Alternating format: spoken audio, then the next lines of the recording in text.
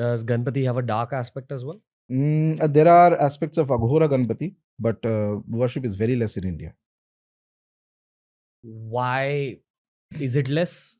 What is specific about that deity? So less means, first of all, again, I don't like personally I don't use the word dark. Dark has a very westernized connotation. I mean, it's the limitations of the English language. I understand. So I'm on the completely exact get it. same frequency as you. Yes. But I don't know as a podcaster what other term to use. Right. So there is, let's say, there's a fierce aspect of Ganpati also. Okay, there are multiple fierce aspects of Ganpati. From now on in this entire episode, let's use the word fierce. Yes, that makes more sense. Dark. Okay. Yeah, fierce, sort of ugra. We have the idea of Ganpati as the very nice and very beautiful and very, the chubby kind of, who's the helper of everybody. It's perfectly fine. That's what he is. But there are aspects of Ganpati which were worshipped by the Tantra Upasaks. See, Ganpati also makes an entry into Tantra full-fledged. All the devatas are there. As I had, just to link back, as I was mentioning, Tantra is fundamentally a method of upasana fit for this age. It is not necessarily that with Tantra you will worship only the goddess. You can worship Shiva, you can worship Ganpati, you can worship Vishnu, you can worship any of the deities. There are Tantras of all the deities. Okay. So it's a method of worship.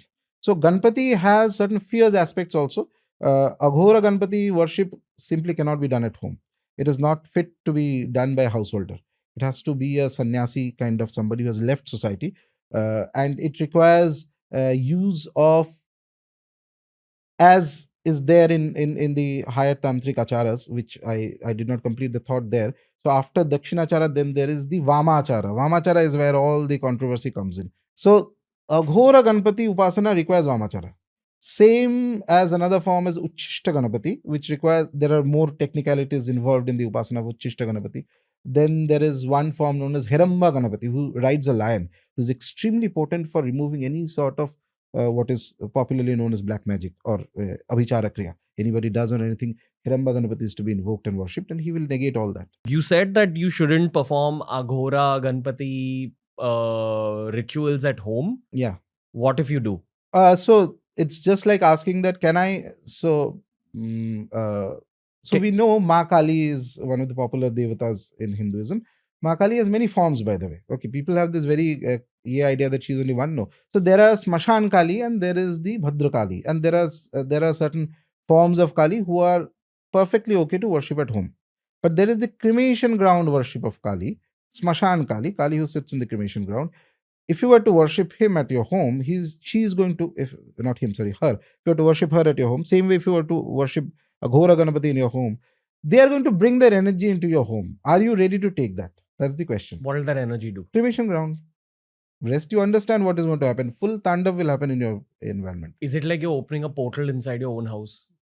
Portal means, no, not portal exactly. It's like very typically, a deity is who resides in the cremation ground, who likes that environment. You are asking him that please come. So let's put it this way, a very rude analogy. With suppose you have a very good friend and he's a very powerful friend.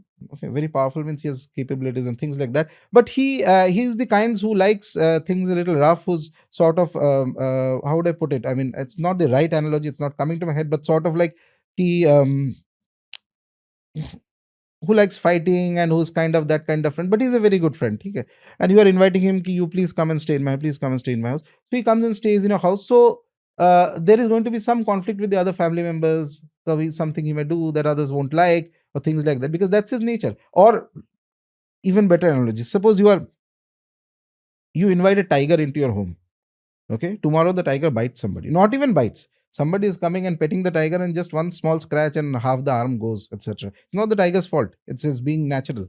Same way, a being of that power who you are taking out of their natural environment and bringing it home is also going to bring some elements of that environment into your home.